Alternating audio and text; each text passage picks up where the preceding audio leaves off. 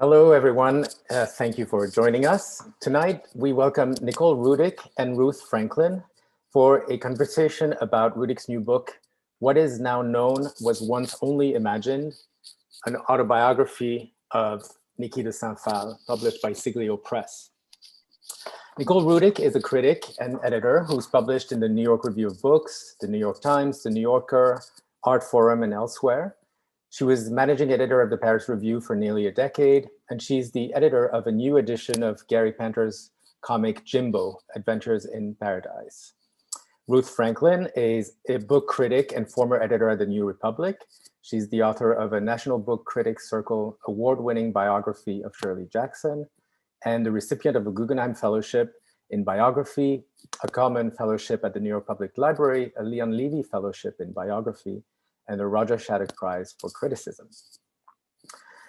What is now known was once only imagined. The title is a quote from William Blake, and Saint Phalle used it at least once as the title for an exhibition at her New York gallery in 1979.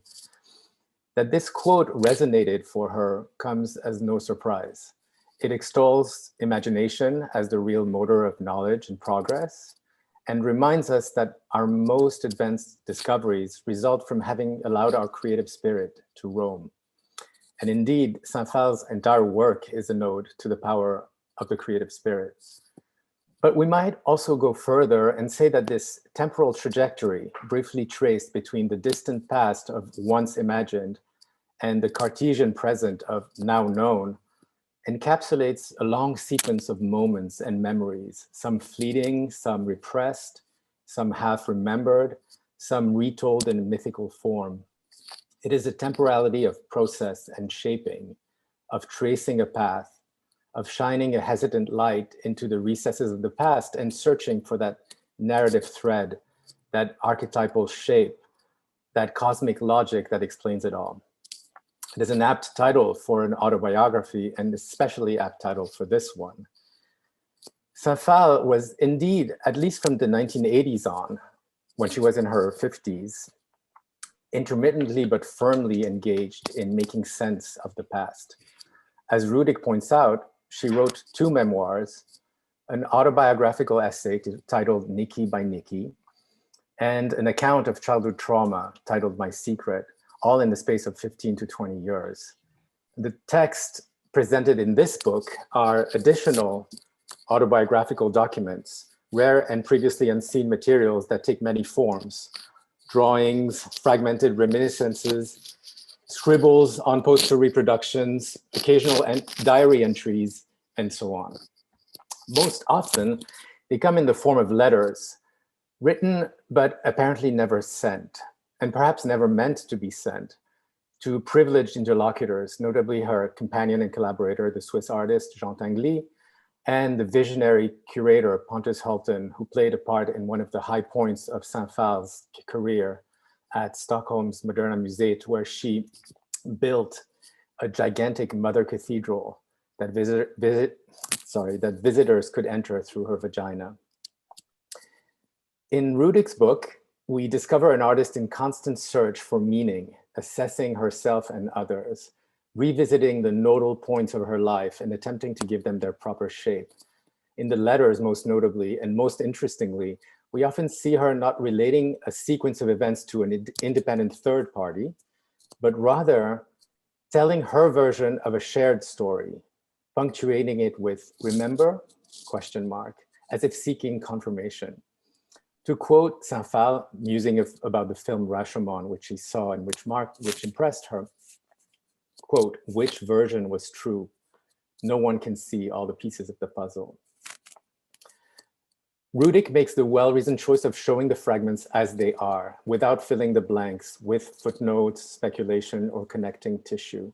She lets the artist speak, refusing to filter or muddy her voice. The experience of reading turned out to be surprisingly moving. Deprived of footnotes, caveats, or narrative glue, I was initially unmoored, but found myself gradually shutting off my inner cynic and learning to take Saint Phalle at her word, to give in to the unbounded and undeniable generosity of her vision. New Yorkers were treated to the first survey of Saint Phalle's work in the US Museum at PS1 last year, only last year. And this book is another step towards our understanding of this artist who truly defied categorization. Now, a few more words before handing it over to Nicole and Ruth. We have copies of the book signed by Nicole Rudick. So to order a signed copy or reserve it for in-store pickup, please email us at info@192books.com. And we will be taking a few questions from the audience at the end of the conversation. So please email your questions at any point during the conversation to evan@192books.com, evan@192books.com, and we will forward your questions to the speakers. Thank you very much and enjoy. And now over to you, Nicole and Ruth. Thank you. Thank you very much, Anthony, for that wonderful and wonderfully comprehensive introduction to Nicole's beautiful book. This is, yeah, as you demonstrated, this is such an unusual biography constructed from Niki de Saint Phalle's own images and writings, selected and organized by Nicole. We've got texts of letters, and what you call these textual mini histories. And all this seems like such an amazing gift to the biographer. You write at one point that her work is a diary and she made it for all to see. And I wonder if you could start just by talking a little bit about the process of finding all of these documents.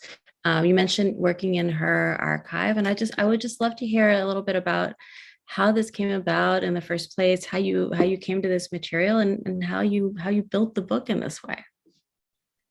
Oh, sure. Oh, first, let me say thank you, Ruth, for joining me tonight, and to 192 Books and to Paula Cooper Gallery. It's an absolute dream to be doing this with you all tonight. So I had, I was familiar with Niki's work and had done sort of initial research by looking in, multiple catalogs and other sources. And when I proposed it to Lisa Pearson of Siglio, and I hadn't done a formal proposal. I didn't have anything written up. Lisa and I have known each other for a long time, and I knew that this would be a Siglio book, that if anybody got it, she would get it. So we had lunch and I said, I want to do this. And she said, absolutely. So then it was just a matter of doing the research. And I went to the archive, which is outside San Diego, in 2018. I think I've totally lost track of time the last few years. And or the pandemic. 50 years ago. And I had taken sort of a lot of pictures of different kinds of material. And I went there and saw, some more of that, and then just discovered tons of stuff that I'd never seen anywhere before. Some writing, some sort of more fragmentary drafts of things, letters, just all kinds of things, sketches, but also, finished artworks that hadn't really been seen very much, that seemed kind of rare, things that maybe had only been published once or had appeared, in a German catalog once that was now out of print. And so much of her stuff is out of print, even her own books that were published by very small presses and limited editions. And now you can find them, but they're expensive. So it was a lot of material, that was available. And it sort of, I went back home with all of the stuff that I had gathered and just started putting it together. I printed everything out. I started putting it, I have this giant binder that I put everything in, and you can see, like, I organized it by date just to sort of get a sense of what the timeline was looking at, where the gaps were, and sort of how it was all filled out. And luckily, it was the pandemic hit.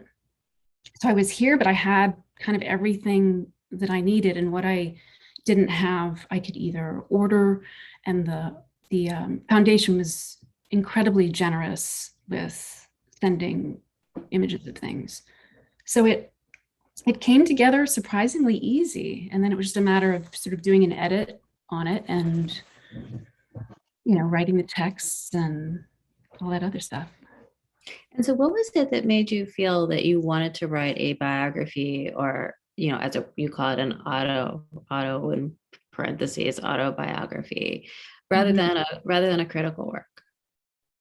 Because that was always the book that I intended to write or to make, because her work was so clearly autobiographical, that she had put her life into it.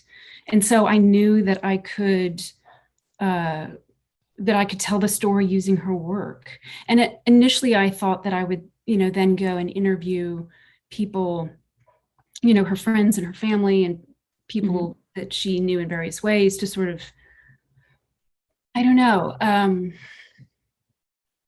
flesh things out, I suppose. But then, as I write in the book, I got to the archive, and they had done a lot of that work right after she died, where they did interviews to sort of preserve these memories of all these people that I had sort of imagined talking to. And I realized that I didn't want them in there, that her voice in the work is so strong. And so, the story that comes out is so complete, in a sense, that it didn't need anybody else coming in to interpret. And I too, it was sort of difficult for me sometimes to keep my own, my own opinions out of it, my own critical voice out of it, because I do have, critical thoughts about her work, but I didn't want any kind of interpretation or analysis. That's so fascinating. To me, as a dual critic and biographer, who wrote a biography that's quite critical in its approach, that you would sort of deliberately restrict your critical voice in that way. What do you think is gained from that approach? One of the things I had been thinking about while I was putting this together was the sort of the history of the genre of biography and autobiography, and the way that, from much of it, women have been, were excluded or marginalized within both, studies of biography and autobiography and as subjects. And I was listening to a conversation just recently between Angela Davis and Hilton Owls. And Davis was saying that when Toni Morrison asked her to write her autobiography in 1974, she was hesitant, in part because she thought it was a masculinist genre, as she put it. That was her term. And so, I think it was, not until the 70s really that there were, or the 60s, that there were many women as subjects and authors of biographies, and the idea that, who deserves to be the subject of it. And what made sense for this book is sort of the more expansive idea of life writing, which expands both, I think, the material and the form of biography or autobiography. And it can, in many cases, better articulate what women's lives are like, because you're able to use things that are perhaps outside of the purview of traditional forms. So, in regard to this book, it's all these other things, right? It's the doodles and the sketchbooks and in her work itself, the drafts, the textual drafts. I could sort of use anything that had her hand on it as a material. And so it was gratifying, I suppose, to be able to make a form that so completely bucked the traditional idea of what a woman's life and what the story of it would be. And she in particular is just so well suited to this sort of thing, I think, because she never loses her sense of self. She doesn't deny her own accomplishments and her ambitions. and she wanted power over her own life, which, you know, I think is everyone's right. So I didn't want to subsume that sort of drive and desire and to interpret it in any kind of way. So it all just made sense. That's really, really fascinating. Yeah, you mentioned, I'm really interested that you brought up this conversation with Angela Davis. You mentioned also Saidiya Hartman in the book as an influence, and Natalie Sarraud. Mm-hmm. Can you talk a little bit more about, the kinds of theoretical scaffolding that was going on sort of behind the scenes for you? Saidiya Hartman's book is just, I mean, it's like one of the most, I think, revolutionary books of recent. The book we're talking about, of course, is Wayward Lives and Right. Beautiful Experiments, for anybody for whom Saidiya Hartman's book is not enough as a reference. Sorry, go ahead. It's just she's doing precisely the things that I was just talking about, where she's reconstituting these lives of people who were not, lone geniuses, much less, white and male. They're people who, have been sort of forgotten by history, and she's using whatever material she can to resurrect them and give life to them again.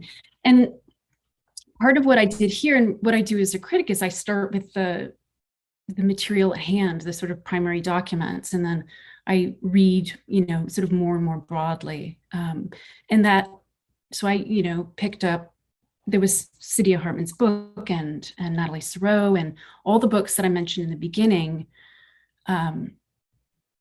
were just helped shape and I guess bolster my thinking while I was doing it.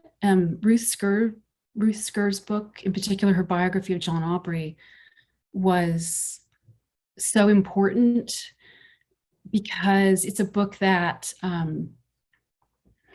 Sker put together through Aubrey's writings, the writings he left behind. And so she structured it as a diary, but all the words are his, and she's put them all together, which is, essentially what I've done. And I kept that book on my desk the entire time I worked on the Niki book, because it was like a talisman. I'm like, when I started to doubt myself, is this going to work? Is this crazy?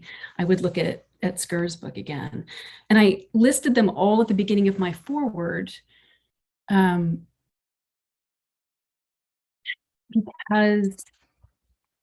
I wondered whether I should do that. It seemed so odd to start a biography of somebody by talking about other writers. And then I realized that I could do whatever I wanted to.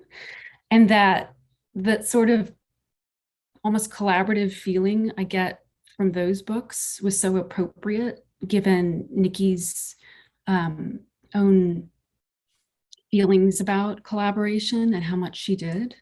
So I sort of wanted to lay out my ideas of form and structure right there at the beginning, and then get into the rest of it.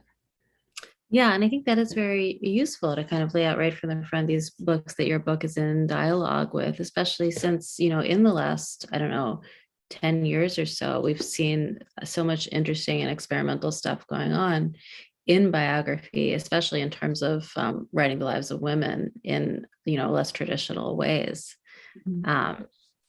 That your book obviously deserves its place among these others. I'm wondering, you mentioned doubts along the way. I'm wondering, if there's any point where you felt frustrated by the limitations of this form, the things that it doesn't allow you to do.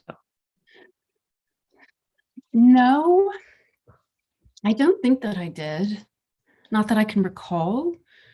I'm trying to remember.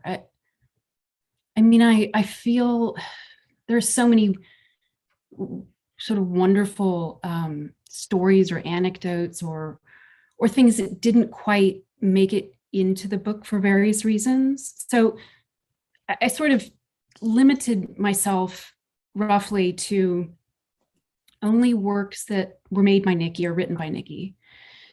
And then work that is either a text written by her or includes both text and images on it, by and large. And then I focused on sort of the 5 people I thought had, played the most substantial roles in her life. There are plenty of others who had influence of different kind, but I stuck with her mother, Harry Matthews, her first husband, Jean Tinguely, her partner, her creative partner, her romantic partner, her, everything.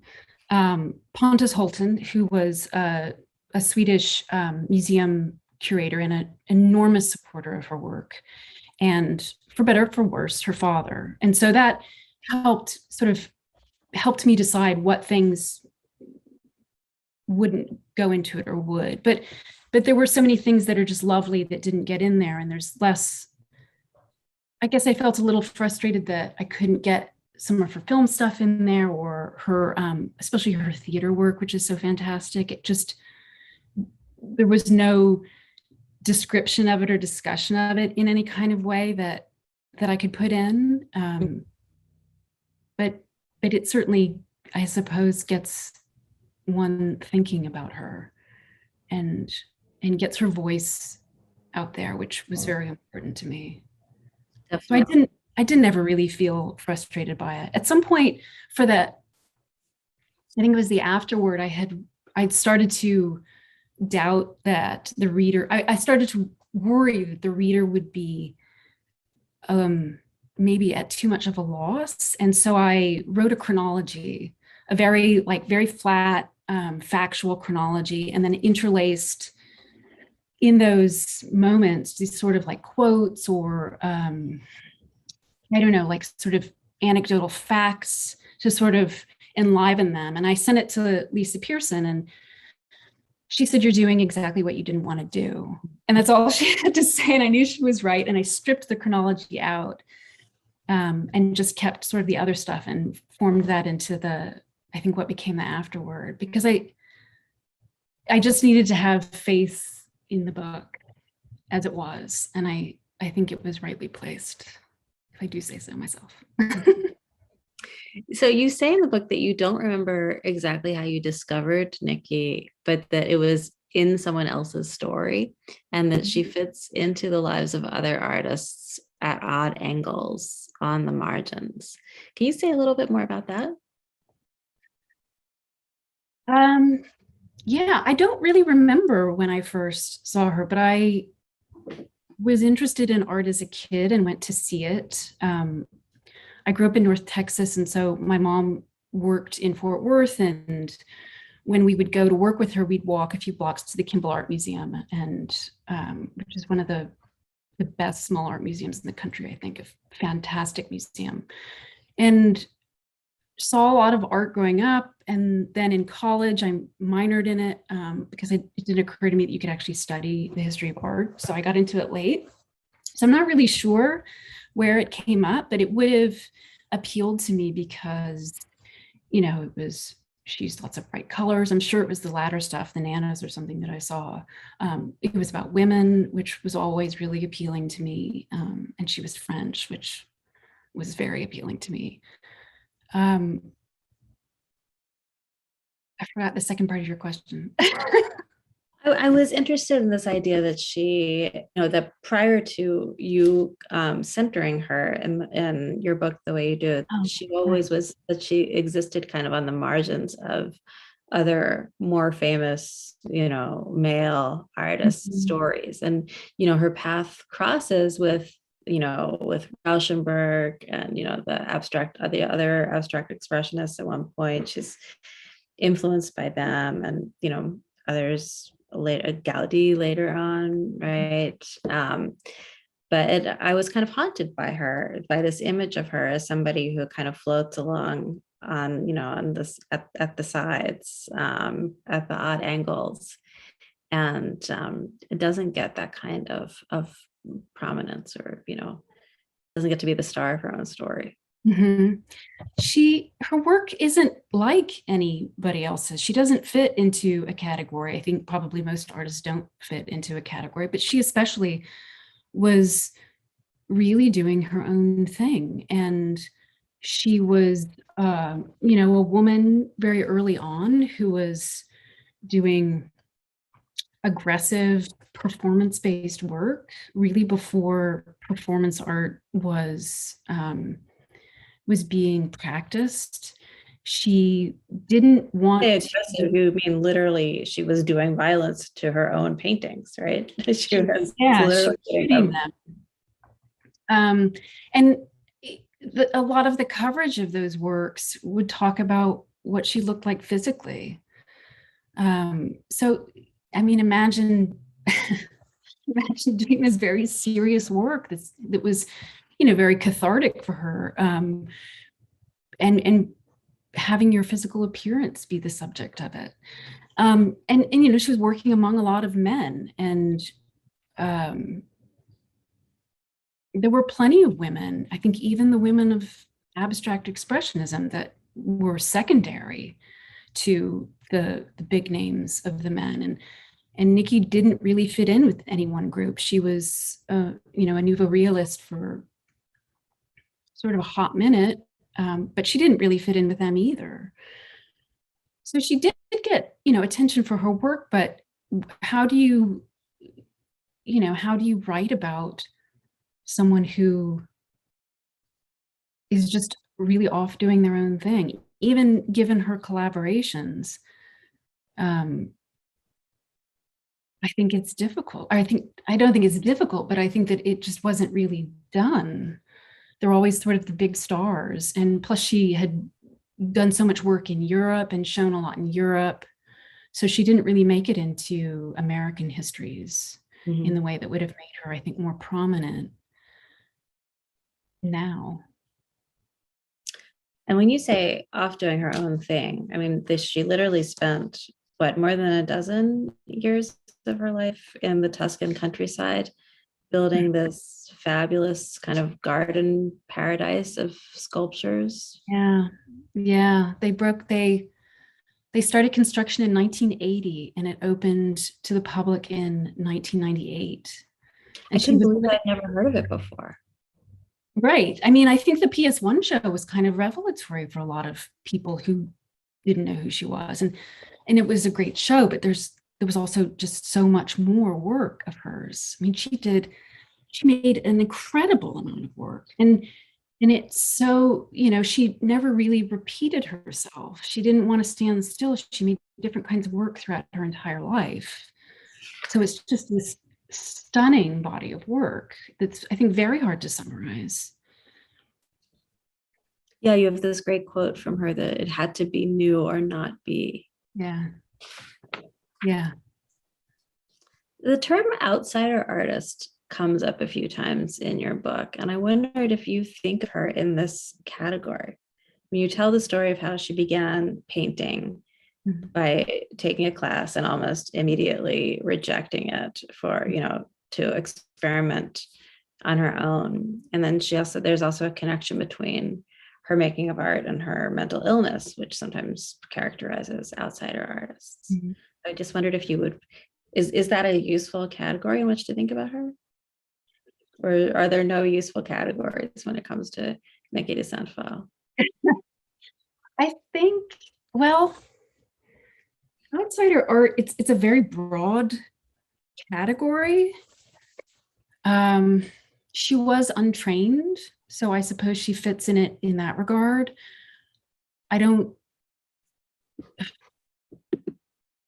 There are different sorts of degrees, I suppose, of mental illness. If you're talking about outsider art, she had a breakdown in her 30s. It was pretty short-lived, and she had some electroshock therapy, and then started literally gathering twigs and leaves when she was in the clinic and made art. And she says, you know, that was the therapy that she needed. And she says, I left the clinic an artist, a painter. She suffered from depression through the rest of her life. She had, you know, suicidal ideations at various points in her life. She also was health seriously problems. physically ill, right? Yeah. But I mean, is that so wholly different from, I suppose, any kind of experience? I mean, people are depressed, they have health problems. I don't know. I suppose I don't want to sort of pigeonhole her as an outsider artist, whatever exactly that means. I don't know. Maybe, I guess I don't want to categorize her. I think it's complicated. Fair enough. So let's talk about and show to the extent that we can some of her art. There's this image on the spread of 32 and 33 that you say is one of your favorites in the book. And here I'll try to hold that up to the screen. Can you talk a little bit about what you love about this image? On the one side, there are animals and some plants. And then on the other, and this is just one long work on this sort of scraggly piece of paper. How big is it in real life?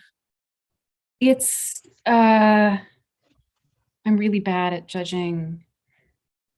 What is that? I don't know, 18 inches long, maybe? And on the other, is that, on the other side are all of these alphabets that she drew in different styles. And the images resemble the letters, and the letters resemble the images, such that, that it could be argued that the images are an alphabet and the letters are images. And it just seemed like sort of a, I don't know, almost like a Rosetta Stone to me of thinking about her work in the way that she, for all of these recurring images throughout the entire, length of her career, and they mean different things at different points. And so that just as words can shift in meaning, so too do the images. And so they're sort of, the images are her vocabulary in the same way that words are a vocabulary. And so she created these things that, I mean, they don't look like anybody else's, they're hers. And she found a way to express what she needed to. That's why it just seems so, such an incredible work to me. I also really love this one on page 40. This really simple blue, it says, and it says at the bottom, is the mother wishing for the big wild world. She made that before she and Harry Matthews had split. She had 2 children at that point, and she'd had a host of health problems, and her son had had many health problems since he was born, and their marriage was strained. They both wanted to do other things. Harry wanted to pursue writing, and she wanted to pursue art.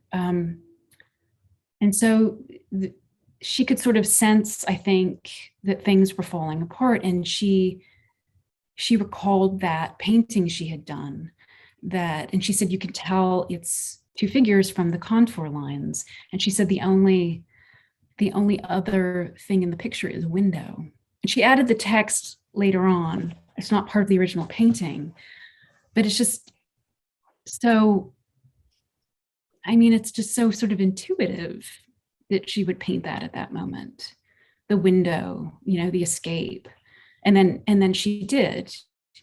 She, in 1960, they split, and she went and had a studio and,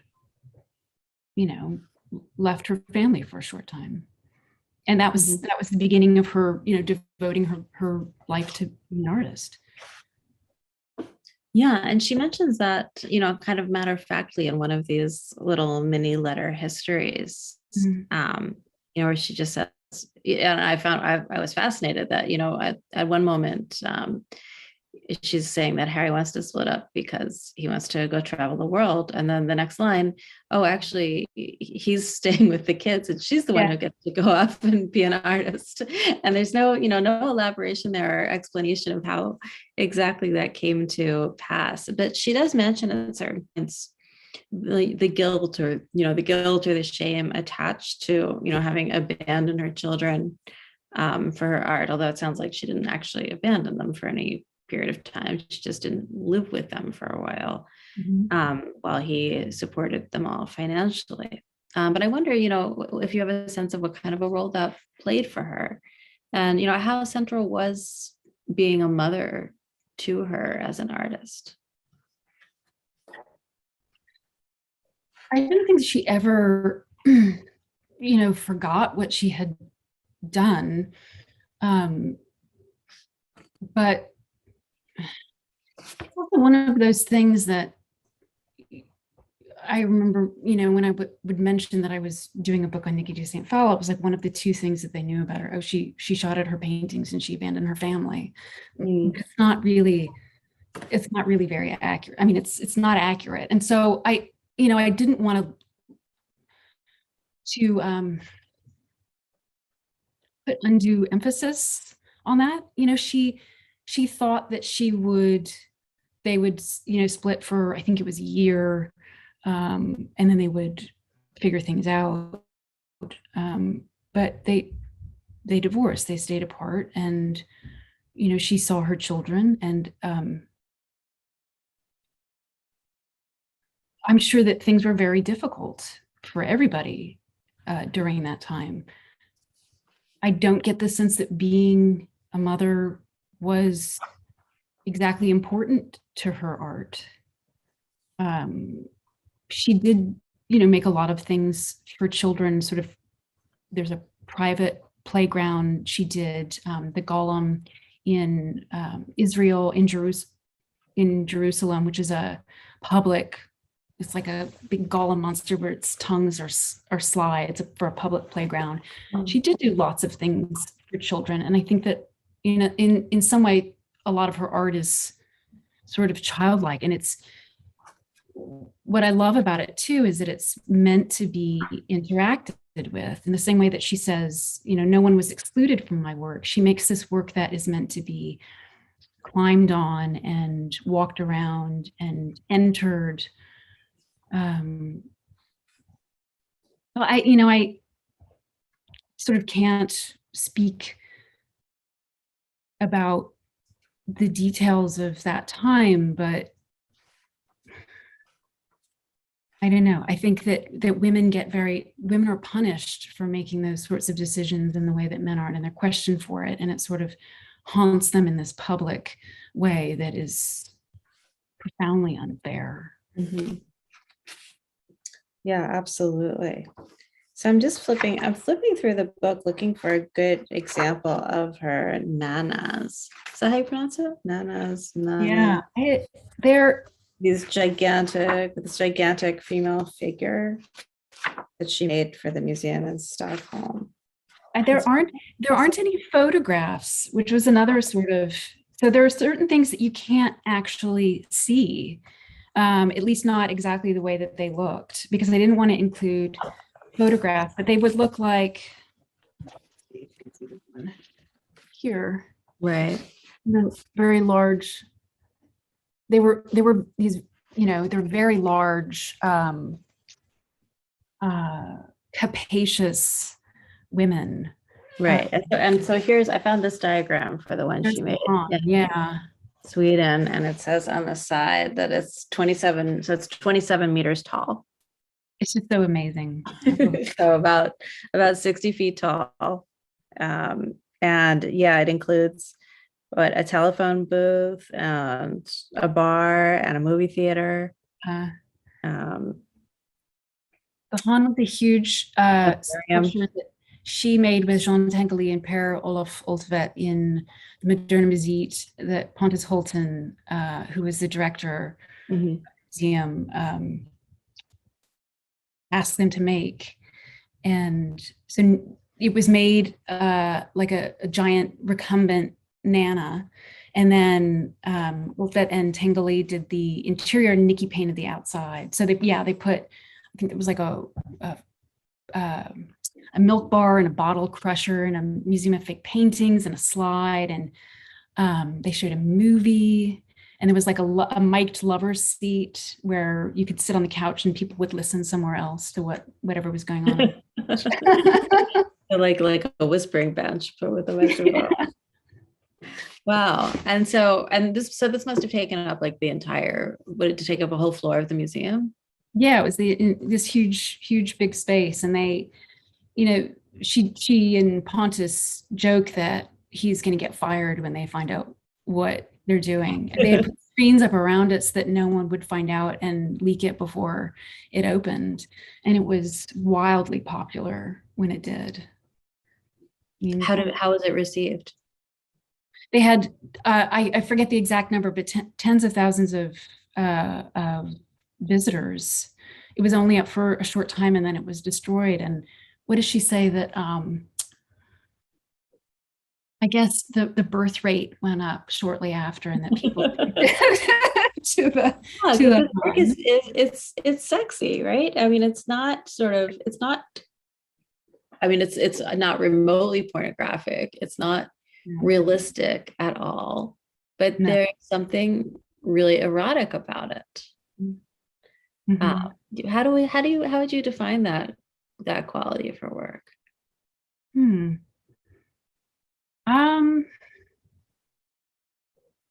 She was always very celebratory of sexuality. In particular, of course, women's, and a lot of the stuff that she did, not just the nanas, but the works that are in this book that they sort of look like comics a little bit. Let me find one. I mean, one thing I love is that when she draws the female body, there's always a heart between the legs. Yeah. She did these where they're kind of imaginary. Some of them are written like letters, Dear Diana, and she signs it Susan. Yeah, I was puzzled by those, the ones that seem to have different personas. Yeah, and I think she's exploring women's roles in a way that's slightly different from the way that she did it earlier in her career, when she, after the shooting painting, she started making sculptures of brides and wives and witches and mothers, exploring women's roles then. And so here she's looking at, for instance, having affairs and shopping and makeup and all this sorts of things, how difficult it is to sort of be this tantric goddess while also dinner and keeping the house clean and, all this stuff. And she sort of won't be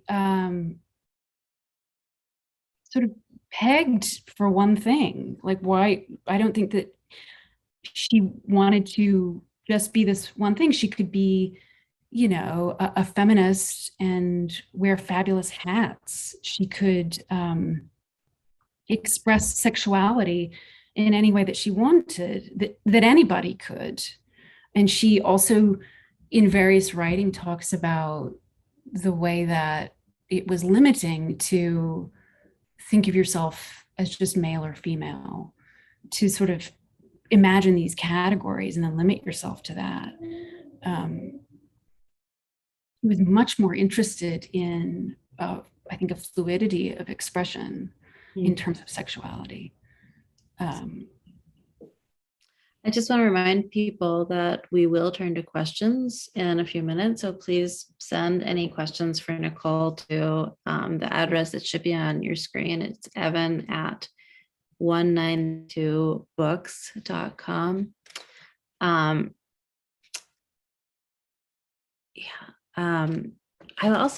One of the pages that I really love here is 156 and 57, where she describes her work as a secret jealous lover who is a vampire coming to get her.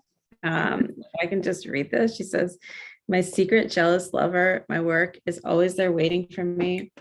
He is tall and elegant, and like Count Dracula, wears a long black cape. He whispers in my ear that there is not much time left for what I am meant to do. He is jealous of every moment I spend away from him. He is even jealous of my locked bedroom door. Sometimes at night, he flies through the open window of my room in the form of a huge bat. I shiver as he takes me in his wings. I struggle for an instant in my long white nightdress. His teeth sink into my soul.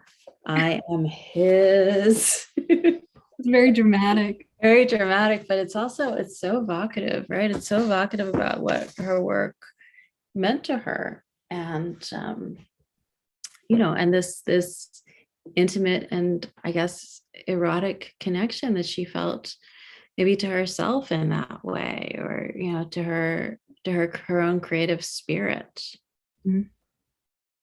She was dedicated. She loved working and she loved making art, and she had dedicated her life to it. I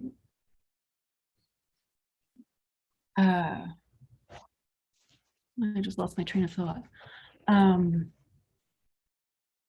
She talks in a few different places about how she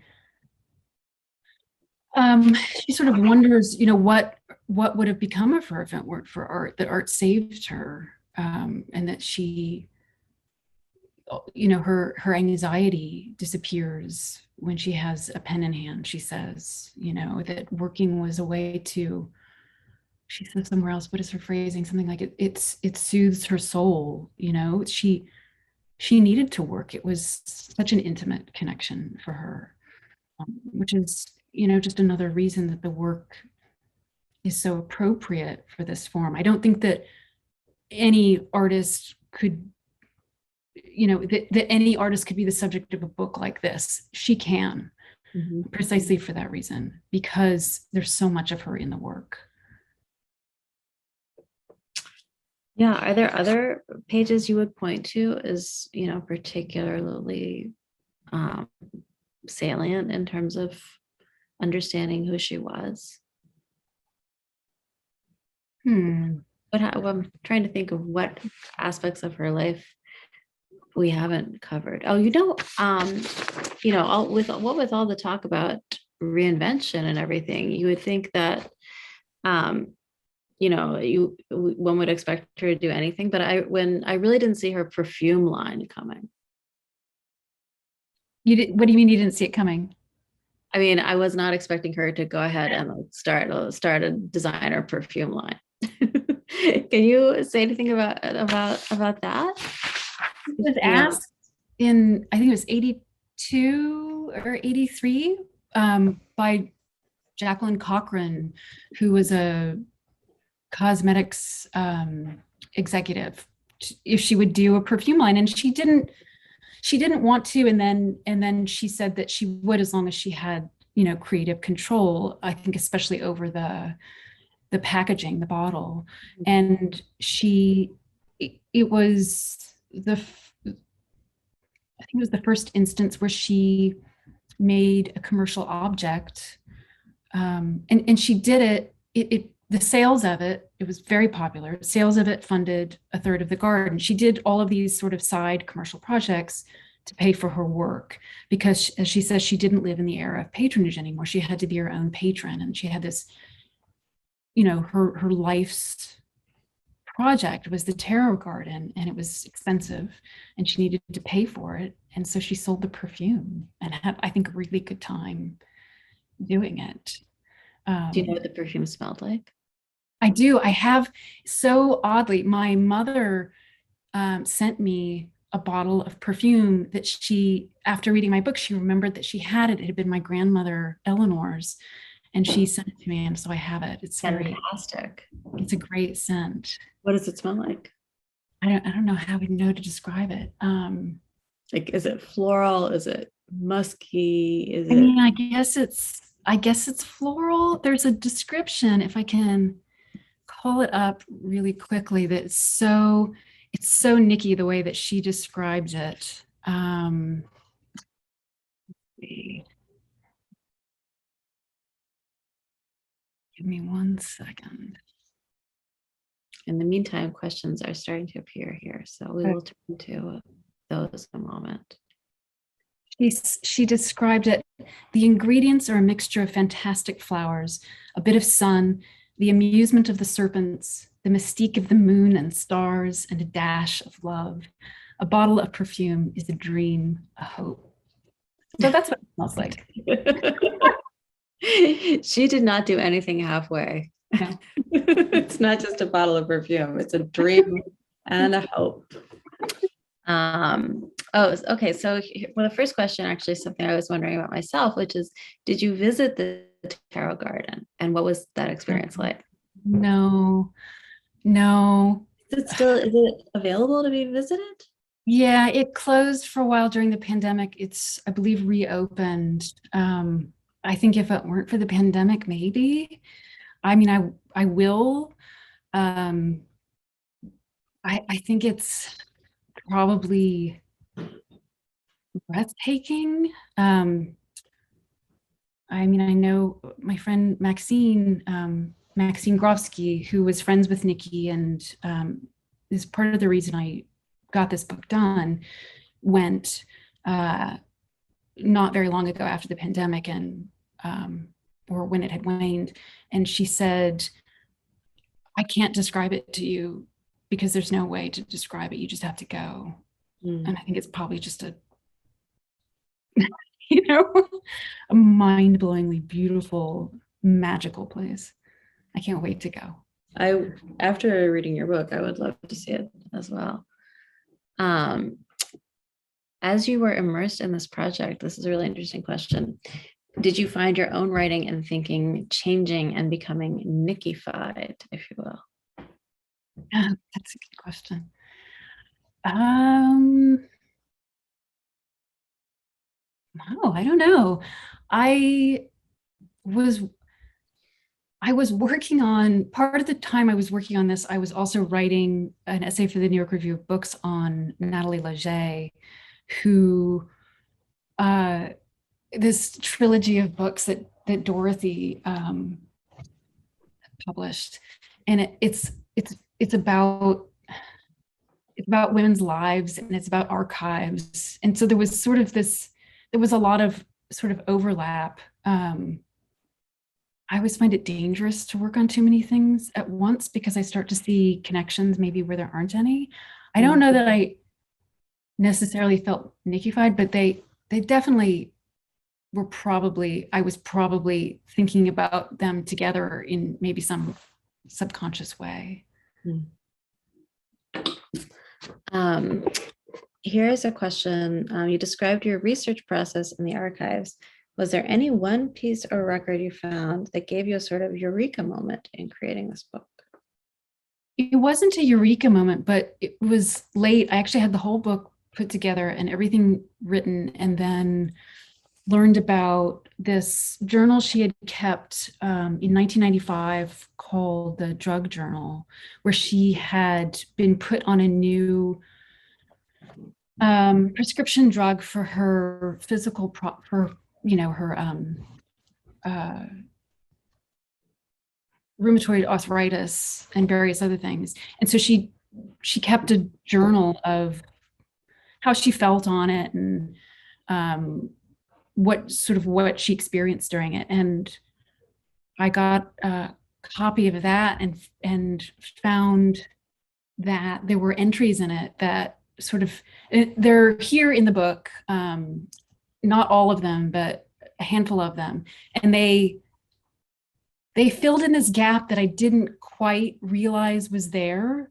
The end of the book gets kind of esoteric, and it's abstract. And these entries just made it all make sense. They gave it context that it needed. And they're also just really wonderful. So that came in at the last minute, and I was so glad that it did. Can you think of another artist or person who you feel deserves this kind of a book, an autobiography of sorts? I guess it must be hard to answer that without really knowing all the materials that are out there, but I'm curious what you'll say. I mean, I said earlier, I don't think you can do this with just anybody. I wouldn't want to make claims about the autobiographical material in another artist's work if it's not, sort of explicitly there. I think you could read autobiography into anything that you want, but whether or not it's meant to be sort of read that way is often up for debate. So I can't think of one off the top of my head, but I think it would have to be somebody who was explicitly, putting themselves into the work in the same way that she was. But I do think, in plenty of works, like the ones that I mentioned in my foreword, have found new forms for sort of describing lives. And so I'm all for finding, for experimenting and finding different ways to make them known. Yeah. Did you feel that it was in some way her intention that a book like this be created from the materials that she left? No. I feel like it would be flattering myself to say yes, but it is there. I mean, it is there. She did write the 2 memoirs, which led up to about 1960 when she devoted her life to being an artist. So she was writing about her life through the entire thing. It's there in the work. I don't know whether she would have foresaw a book quite like this, but it makes a lot of sense to me, given the form of it. Right. I mean, there are some writers, for instance, or others who are, famously opposed to the idea of biography being written about them, and, who burn all their private papers and all that. And obviously she seems the antithesis of that, which is, what made me ask that question. If not a book exactly like the one that you put together, do you think she had in mind somehow that a biography of some sort could be drawn from her archive? Not that I know of. I don't. It's just so interesting that she left all the raw materials for one. I mean, yeah, unintentionally, I suppose, but. So moving on from here, there's a question about her languages. Niki spoke English, French, and Italian. Do you know why she chose to write in English? Or does the book include writings in other languages? And it doesn't exactly. It includes, pictures on which she's written. Mostly she wrote in English. There are a handful of letters that I translated that she wrote in French, and then Mon Secret, which she wrote. It was a book where she finally wrote about her father's, when her father raped her when she was a child. She wrote late in life. That was written in French. It only exists in French. I don't have the entire thing in here. I've excerpted most of it and translated that. I think she probably felt most confident in English, though, she was sort of a terrible speller, which I find incredibly charming. And there are all these idiosyncrasies in her writing, which I love. I mean, I think she was sort of a terrible speller in French and in English, to be fair. That's very funny. So here's one, maybe we could wrap up on this one. Just a request that we discuss more the idea of biography as a masculinist genre, with which this questioner says that she 100% agrees and would like to see that discussed more. And, what comes to my mind, of course, is that for so many women's work, there simply aren't the raw materials of the sort that you were able to benefit from. One thing I found when working on Shirley Jackson was so many women's papers just get destroyed because they, you know, they're not famous people. Their families don't think to preserve them, or they get sort of subsumed under the category of their husband's papers if they're married to someone famous. And so it's tragic, I think, that for so many women writers and artists, the archive is just missing. And I think that's one thing that I find so beautiful and inspirational about your book is the way that it benefits from the wealth of the archive that you're able to explore. But I'd love to hear your thoughts about it. Women were not, they were sort of taught to deny themselves, to put others first, and to sort of, deny the singular self in that way. They weren't the individuals in the way that sort of these, that men were allowed to be. And to have these, Niki talks about how her father would leave every day and he had this life outside the house and she wanted that. And so women didn't get that, and they weren't necessarily doing the sorts of things with their lives. They weren't allowed to do the sorts of things with their lives that would make them subjects for biographies. And so there was a reconsideration of what worthwhile means, and women claiming their own lives for themselves. I mean, like Fitzgerald and Zelda, and the way that her life gets subsumed in his biography, that women could be the subjects of their own lives. It's such a revolutionary sounding idea. I mean, taking that power, and power, I think, is sort of the right to have one's part matter. And it was who creates your narrative, right? Yeah. Do you do that for yourself, or is it someone else? And what's their agenda? What's the agenda? Yeah. So it's so important, it's so tragic that for so many women, we just don't have those narratives. And so important that we excavate them as well as we can. So, well, on that note, I find your work so inspiring. This is such a beautiful book, and fun. I hope that we captured how much fun it is to just to look at these fantastic images, these women, animals, plants, and it really feels like you're entering into a little window of Niki de Saint Phalle's imagination.